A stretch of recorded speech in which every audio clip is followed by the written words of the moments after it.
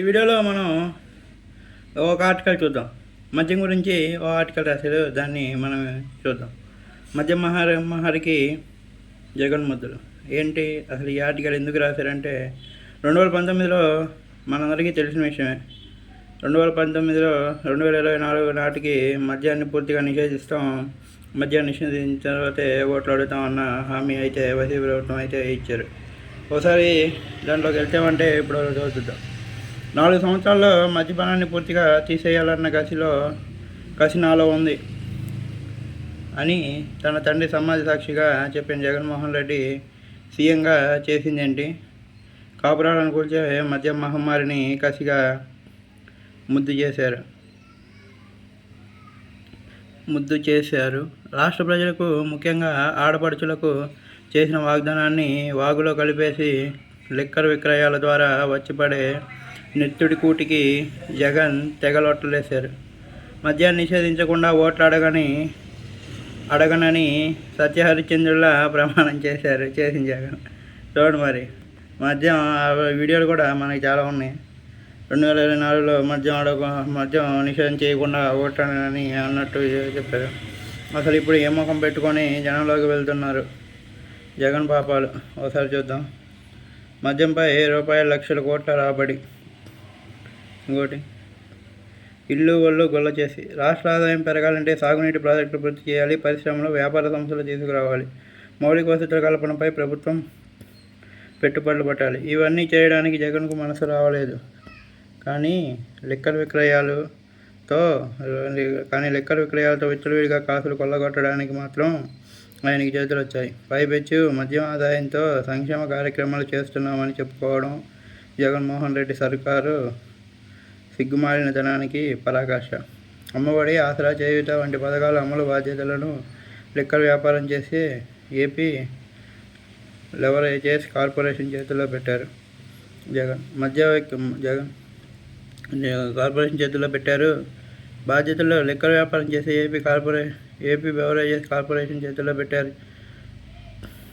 చూడండి, ఆసరా, అమ్మఒడి, ఆసరా, చేయూత అనేవి లిక్కర్ వ్యాపారం చేతిలో పెట్టారంట. మరి వచ్చే సొమ్ముతో ఎస్సీ, ఎస్టీ, బీసీల ప్రయోజనాలను పరిరక్షిస్తామని ఆయన ప్రభుత్వం ఘనంగా ప్రకటించింది. అదేమన్నా రాష్ట్రాన్ని ఉద్ధరించే మంచి పనే? జనం తాగి ఇల్లు ఒళ్ళు గొల్ల చేసుకొని మరి జగన్ గల్లాబెట్టలు నింపితే అప్పుడు ఆయన గారు తీరిగ్గా బటన్ నొక్కి సంక్షేమ ప్రభువుగా పోజులు కొడతారన్నమాట. అంత దుర్మార్గమా? ఎంత దుర్మార్గం ఇది! మద్య నిషేధం పేరిట మురిపించిన జగన్ అధికారంలోకి వచ్చారు. అంతే తప్ప ఆడపడుచుల తాళిబొట్లు తెంపే లిక్కర్ను అమ్మి డబ్బులు సంపాదించి వాటితో సంక్షేమ పథకాలు అమలు చేస్తానని ప్రతిపక్షంలో ఉన్నప్పుడు ఆయన చెప్పలేదు. అలా అప్పుడే చెప్పి ఉంటే ఎక్కడికక్కడ చెప్పుల దండతో వైకాపా మందలను సన్మానించి ఉండేవారేమో మహిళలు. సంక్షేమ పాలన అంటే జనజీవన ప్రమాణాలను పెంచడం, మందు పోసి మత్తులో ముంచి జనం జేబులకు కన్నాలేయడం కాదు. కానీ స్వార్థ ప్రయోజనాల కోసం జగన్ అదే పని చేశారు. నాసిరక మద్యాన్ని ఏరులై పారించి సామాన్యులను జబ్బులు పాలు చేశారు. అంత చేసి మళ్ళీ తాను పేదల పక్షపాతిని అని చెప్పుకోవడం ఉంది చూసారా? అబ్బో, ఆస్కార్ స్థాయి మించిపోయిన